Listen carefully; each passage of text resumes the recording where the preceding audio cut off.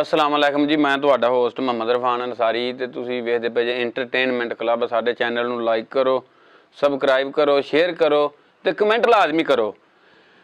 ਔਰ ਸਾਡੀ ਇਹ ਕੋਸ਼ਿਸ਼ ਹੁੰਦੀ ਸੀ ਹਰ ਦਫਾ ਨਵੇਂ ਤੋਂ ਨਵੇਂ ਚਿਹਰੇ ਤੁਹਾਡੇ ਵਾਸਤੇ ਲੈ ਕੇ, ਜੇ ਨਵੀਂ ਤੋਂ ਨਵੀਂ ਗੱਲ ਹੋਵੇ ਪੰਜਾਬੀ ਦੇ ਵਿੱਚ। ਤੇ ਅਸੀਂ ਅੱਜ ਗੱਲ ਕਰਾਂਗੇ ਜਨਾਬ ਸ਼ਰੀਕੇ ਬਰਾਦਰੀ ਦੀ, ਜਿਹੜੀ ਪਿੰਡਾਂ ਦੇ ਵਿੱਚ ਜ਼ਿਆਦਾਤਰ ਚੱਲਦੀ ਹੈ, ਕਿਉਂਕਿ ਜ਼ਿਮੀਂਦਾਰ ਭਰਾ ਹੋਣ ਜਾਂ ਕੋਈ ਮਾੜੇ ਬਰਾਦਰੀਆਂ ਜਿੰਨੀਆਂ ਵੀ ਨੇ, ਹਰ ਬੰਦਾ ਉਹ ਜਗ੍ਹਾ ਵੰਡਣ ਤੋਂ, ਰੱਸੀਆਂ ਰੱਖ ਕੇ ਮਿਲਣ ਤੋਂ ਲੜਦੇ ਨੇ, ਚੱਪਾ ਚੱਪਾ ਥਾਂ ਤੋਂ ਬੰਦੇ ਮਾਰਦੇ ਨੇ। ਤੇ ਕਿਉਂਕਿ ਇੰਡੀਆ ਦੇ ਵਿੱਚ ਵੀ ਬਹੁਤ ਜ਼ਿਆਦਾ ਇਹ ਚੱਲਦਾ ਪਿਆ ਮਸਲਾ। ਸ਼ਰੀਕੇ ਬਰਾਦਰੀ ਦੇ ਲਿਹਾਜ਼ ਨਾਲ ਅਸੀਂ ਗੱਲਬਾਤ ਕਰਨ ਵਾਸਤੇ ਅੱਜ ਦਾਵਤ ਦਿੱਤੀ ਹੈ ਜਨਾਬ ਮੁਹੰਮਦ ਸ਼ਕੀਲ ਅੰਸਾਰੀ ਸਾਹਿਬ। ਇਹ ਓਵਰਸੀਜ਼ ਪਾਕਿਸਤਾਨ ਨੇ, ਸਮੁੰਦਰੋਂ ਪਾਰ ਇਹ ਰਹਿ ਰਹੇ ਨੇ ਔਰ ਇਹਨਾਂ ਨੂੰ 16-17 ਸਾਲ ਹੋ ਗਏ ਨੇ ਉੱਥੇ ਰਹਿੰਦਿਆਂ ਨੂੰ। ਔਰ ਇਹ ਬੜੇ ਅੱਛੇ ਤਰੀਕੇ ਦੇ ਨਾਲ ਤੁਹਾਨੂੰ ਦੱਸਣਗੇ ਪੰਜਾਬੀ ਦੇ ਵਿੱਚ। ਆਓ ਅਸੀਂ ਜਨਾਬ ਗੱਲਬਾਤ ਕਰਨੇ ਆ। अस्सलाम वालेकुम जी शकील साहब। वालेकुम सलाम साहब। अच्छा जी शकील साहब, ये ਜਿਹੜੀ ਸ਼ਰੀਕੇ ਬਰਾਦਰੀ ਵਾਲੀ ਗੱਲ ਹੈ ਕਿ ਪਾਕਿਸਤਾਨ ਇੰਡੀਆ ਦੇ ਵਿੱਚ ਬਹੁਤ ਜ਼ਿਆਦਾ ਚੱਲਦਾ ਹੈ। ਇਹ ਜਨਾਬ ਪੁੱਤਰ ਪਿਓ ਨੂੰ ਮਾਰ ਦਿੰਦੇ ਨੇ, ਇੱਥੋਂ ਤੱਕ ਕਿ ਭਰਾ ਭਰਾਵਾਂ ਨੂੰ ਮਾਰਦੇ ਨੇ, ਭੈਣਾਂ ਨੂੰ ਜ਼ਮੀਨ ਨਹੀਂ ਦੇਣੀ ਜਾਂ ਕਿਸੇ ਦੀ ਲੱਤਾਂ ਖਿੱਚਣੀਆਂ। ਬਰਾਦਰੀ ਦੇ ਵਿੱਚ ਹਰ ਜਗ੍ਹਾ ਤੇ ਲੜਾਈ ਸ਼ਰੀਕੇ ਦੀ ਹੁੰਦੀ ਹੈ। ਤੇ ਕਿਆ ਤੁਸੀਂ ਇਹ ਜਨਾਬ ਯੂਰਪ ਦੇ ਵਿੱਚ ਜ਼ਿੰਦਗੀ ਗੁਜ਼ਾਰ ਰਹੇ ਜੇ, ਉੱਥੇ ਵੀ ਇਸ ਤਰ੍ਹਾਂ ਹੀ ਹੈ? ਇਹ ਦੱਸੋ ਸਾਡੇ ਵੇਖਣ ਵਾਲੇ ਭਰਾਵਾਂ ਨੂੰ। जी इरफान साहब, तुसी बड़ा अच्छा सवाल मैंने पूछा है। ये मेरी भी बड़ी ख्वाहिश सी ये जी कि वेखना हर बंदे नूं चाहिदा अपनी गल दूसरे लोगों तक पहुँचावे। जी जी। लेकिन कोई ऐसा प्लेटफार्म नहीं सी। चलो हुण तुहाडे चैनल के थ्रू तुसां हुण मैनूं सवाल पूछे, मौका दिता है जी, शुक्रिया जी शुक्रिया। मैं जनाब तुहानूं गाइड करना वा, क्योंकि मैं जर्मनी दे विच काफ़ी अरसे तो मैं उत्थे रह रहा वां जी जी। जर्मन लोगों नाल अपना वाह है। उस तो बाद उत्थे होर भी बहुत सारिया नैशनैलिटियां ने, फैमिली बेस के उत्ते भी उन्हां दे नाल घरां च आउण जाण, यानी कि सारा पता वे कि उस मुआशरे अंदर की चलदा है। ते उस तो पहलों क्योंकि मैं 21-22 साल पाकिस्तान के अंदर गुजारे ने, तो मैनूं ये भी पता भी इत्थे की चलदा वे। ते सो मैं तुहानूं दसना वां कि जर्मनी के अंदर ये कोई भी शरीके बरादरी है नहीं। उहदी वजह ये वे उत्थे वे इंसाफ ते इंसाफ जिहड़ा है ना वो घरों चलदा है। हुण मैं तुहानूं दसना वा कि शरीक असल चाहते किनू ने, शरीका किनू आंदे? बिल्कुल जी जरूर। जिहड़ा शरीक दा मतलब है ना, ओहदा मतलब है हिस्सेदार। मतलब एक बाप है ना ते ओहदी जमीन है या जायदाद है या ओहदा बिजनेस है जी, ओहदे जिन्ने भी पुत्तर होणगे ना ओह ओहदे हिस्सेदार ने। उन्हां नूं आंदे ने शरीक। शराकत दे नाल जिंदगी गुजारदे ने, बिजनेस करन या कोई भी मामलात है। हाँ जी, ये कोई बुरा लफ्ज़ नहीं है। जिहड़ा शरीका है ये बुरा लफ्ज़ नहीं है, लेकिन असी साडे मुआशरे अंदर जिस तरीके नाल ये मतलब है कि इनू मिसयूज असी करने पे हैं जी जी, जो ये काम खराब होंदे है ते ओहदी वजह तो ये शरीका जिहड़ा एक बुरा लफ्ज़ बन गया, लेकिन ये है नहीं। हुण मैं तुहानूं दसना वा, क्योंकि मैं जर्मनी अंदर भी रहना पिया वां, मैनूं उन्हां दे लोकां दा भी पता है फैमिली बेस ते किस तरीके नाल लाइफ गुजारदे ने। उन्हां दे अंदर कोई भी ऐसा मामला, कोई भी ऐसा इशू नहीं उठदा जायदाद नूं लैके या उंज लैके, समझ लई कि नहीं। बिल्कुल वो नॉर्मल जिंदगी गुजारदे ने ते जिहदा किसे दा हिस्सा हुंदा, जो हुंदा हिसाब किताब वो सारा मिल जांदा है ते उन्हां नूं इह जरूरत नहीं पैंदी है। ते तुहानूं इत्थे मसला खराब कित्थों हुंदा है? इत्थे घरां 'च कंधां वजदियां ने, नाल ही तो जनाब रौले पै जांदे ने। बिल्कुल सारा मैं तुहानूं दसना ना, ये तुहाडे मुआशरे दे अंदर शरीका पैदा इस तो हुंदा वे कि अगर तुसीं 3 या 4 भरा जे ना, ठीक है ना जी जी, एक बंदा उन्हां दे विचों निकलेगा बड़ा मेहनती, ठीक है जी, ते ओनू ना सारे जिहड़ा है ना वो जिवें ओनू कोई चट्ठू वट्ठे दे विच मरचां नहीं कुट्टी दियां, इंज ओनू रगड़ा ला के रखणगे। एक बंदा ऐसा निकलेगा जिहड़ा ना जग्गा होना है, उन्हें आखना है मैं नहीं खेडदा।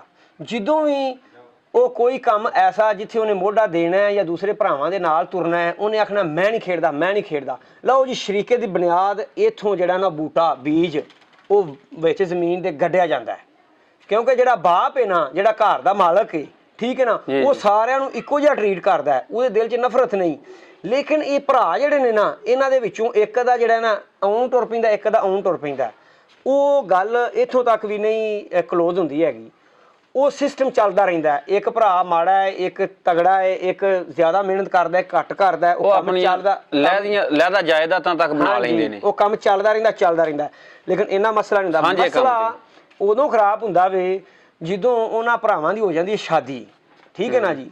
ਜਦੋਂ ਉਹਨਾਂ ਦੀ ਸ਼ਾਦੀ ਹੋ ਜਾਂਦੀ ਹੈ ਉਹਨਾਂ ਦੀ ਆਉਂਦੀਆਂ ਨੇ ਜਨਾਨੀਆਂ, ਠੀਕ ਹੈ ਨਾ। ਇਹ ਗੱਲ ਤੇ ਵੇਖੋ ਜੀ, ਇਹ ਸਾਰੇ ਤੁਹਾਂ ਮਜ਼ਾਕ 'ਚ ਲੈ ਜਾਂਦੇ ਜੀ, ਲੇਕਿਨ ਇਹ ਬਹੁਤ ਸੀਰੀਅਸ ਮਾਮਲਾ ਹੈ। ਜਦੋਂ ਇੱਕ ਬੰਦੇ ਦੀ ਸ਼ਾਦੀ ਹੋ ਜਾਂਦੀ ਹੈ ਨਾ, ਉਹ ਇੱਕ ਫੈਮਿਲੀ ਦੀ ਬੇਸ ਰੱਖਦਾ ਹੈ, ਉਹਨੇ ਇੱਕ ਮੁਆਸ਼ਰਾ ਬਣਾਉਣਾ ਹੈ, ਇੱਕ ਖਾਨਦਾਨ ਬਣਾਉਣਾ ਹੈ, ਠੀਕ ਹੈ ਜੀ। ਉਹਨੂੰ ਫਿਰ ਬੀਵੀ ਦੇ ਮਸ਼ਵਰੇ ਨਾਲ, ਬੱਚਿਆਂ ਦੇ ਮਸ਼ਵਰੇ ਨਾਲ ਚੱਲਣਾ ਪੈਂਦਾ ਹੈ। ਹੁਣ ਜਿਹੜਾ ਤੇ ਬੰਦਾ, ਉਹ ਜਿਹੜਾ ਤੇ ਭਰਾ ਹੈ ਨਾ ਮਿਹਨਤੀ, ਜਾਂ ਮਤਲਬ ਕਿ ਜਿਹੜਾ ਹਰ ਟਾਈਮ ਸਿਰ ਸੁੱਟ ਕੇ ਥੱਲੇ, ਉਹ ਜਨਾਬ ਭਾਵੇਂ ਕਰਜ਼ੇ ਚੁੱਕੇ ਜੋ ਮਰਜ਼ੀ ਕਰੇ, ਟੈਨਸ਼ਨ ਸਾਰੀਆਂ ਉਹਨੂੰ, ਠੀਕ ਹੈ, ਭਰਾਵਾਂ ਦੇ ਦੁੱਖ ਸੁੱਖ ਬਿਲਕੁਲ ਸਾਰੇ ਪੂਰੇ ਕਰ, ਭਰਾ ਤੇ ਉਹਦੀ ਵੈਲਿਊ ਜਿਹੜੀ ਹੈ ਨਾ ਉਹ ਜ਼ੀਰੋ ਕਰ ਦਿੰਦੇ ਨੇ, ਲੇਕਿਨ ਉਹਦੀ ਜਿਹੜੀ ਬੀਵੀ, ਉਹਦੇ ਜਿਹੜੇ ਬੱਚੇ ਨੇ ਉਹਨਾਂ ਨੂੰ ਵੱਟ ਚੜਦਾ, ਠੀਕ ਹੈ ਨਾ। ਹੁਣ ਉਹ ਜਿਹੜਾ ਭਰਾ ਵੇ ਨਾ, ਉਹ ਜਿਹੜਾ ਮਿਹਨਤੀ ਹੈ ਤੇ ਜਿਹੜਾ ਸਿਰ ਥੱਲੇ ਸੁੱਟ ਕੇ ਚੱਲਦਾ ਹੈ, ਉਹ ਜਿਹੜੇ ਬੀਵੀ ਤੇ ਬੱਚਿਆਂ ਦੇ ਹਕੂਕ ਨੇ ਨਾ, ਉਹਨਾਂ ਕੋਲ ਖੋਹ ਕੇ ਤੇ ਦੂਸਰਿਆਂ ਭਰਾਵਾਂ ਨੂੰ ਦਿੰਦਾ ਹੈ। ਬਿਲਕੁਲ। ਉਹਦੀ ਵਜ੍ਹਾ ਇਹ ਵੇ ਕਿ ਇੱਕ ਦਾ ਵਿੱਚ ਤੁਹਾਨੂੰ ਮੈਂ ਅੱਗੇ ਵੀ ਦੱਸਿਆ, ਉਹ ਨਿਕਲ ਆਉਂਦਾ, ਉਹ ਜਿਹੜਾ ਕੰਮ ਖਰਾਬ ਕਰਕੇ ਮੁੜ ਕੇ ਆਂਦਾ ਮੈਂ ਨਹੀਂ ਖੇਡਦਾ, ਉਹਦਾ ਕੋਈ ਇਲਾਜ ਨਹੀਂ, ਉਹਨੂੰ ਕਾਰੋਬਾਰ ਦੇ ਪੈਸੇ ਲਾ ਦਿਓ ਜੋ ਮਰਜ਼ੀ, ਉਹਨੇ ਆਖਣਾ ਮੈਂ ਨਹੀਂ ਖੇਡਦਾ, ਉਹ ਜੱਗਾ ਬਣ ਜਾਂਦਾ ਹੈ। ਅੱਛਾ, ਹੁਣ ਇਹ ਜਿਹੜਾ ਮਿਹਨਤੀ ਬੰਦਾ ਹੈ ਨਾ, ਇਹਨੇ ਹੁਣ ਵੇਖਣਾ ਯਾਰ ਘਰ ਦੇ ਇਹ ਕਰਜ਼ਾ ਚੁੱਕਿਆ ਹੈ ਜਾਂ ਆਹ ਕਾਰੋਬਾਰ ਕੀਤਾ ਸਾਰਾ, ਯਾਰ ਮੈਂ ਆਹ ਵੀ ਲਾਉਣਾ ਆਹ ਵੀ ਲਾਉਣਾ। ਉਹ ਨਾ ਤੇ ਬੱਚਿਆਂ ਨੂੰ ਸਹੀ ਤਰ੍ਹਾਂ ਟਾਈਮ ਦਿੰਦਾ, ਨਾ ਬੱਚਿਆਂ ਦੀ ਖਾਹਿਸ਼ਾਤ ਆਪਣੇ ਬੱਚਿਆਂ ਦੀ ਪੂਰੀ ਕਰਦਾ ਹੈ, ਤੇ ਨਾ ਹੀ ਉਹ ਬੀਵੀ ਦੇ ਸਹੀ ਹਕੂਕ ਪੂਰੇ ਕਰਦਾ ਹੈ। ਬੀਵੀ ਉਹਦੀ ਆਖ ਇੱਕ ਵਾਸ਼ਿੰਗ ਮਸ਼ੀਨ ਮੈਨੂੰ ਚਾਹੀਦੀ ਹੈ, ਘਰ ਦਾ ਮਾਲਕ ਉਹ ਹੋਵੇ, ਪੈਸੇ ਉਹ ਕਮਾ ਕੇ ਲਿਆਉਂਦਾ ਹੈ, ਲੇਕਿਨ ਉਹ ਆਪਣੀ ਬੀਵੀ ਨੂੰ ਵਾਸ਼ਿੰਗ ਮਸ਼ੀਨ ਲੈ ਕੇ ਨਹੀਂ ਦੇ ਸਕਦਾ। ਉਹਦੀ ਵਜ੍ਹਾ ਇਹ ਵੇ ਕਿ ਉਹ ਜਿਹੜੇ ਦੂਸਰੇ ਦੋ ਤਿੰਨ ਜਿਹੜੇ ਆਂਦੇ ਮੈਂ ਨਹੀਂ ਖੇਡਦੇ, ਅਸੀਂ ਨਹੀਂ ਖੇਡਦੇ, ਉਹ ਪੰਗਾ ਪਾ ਦਿੰਦੇ ਨੇ।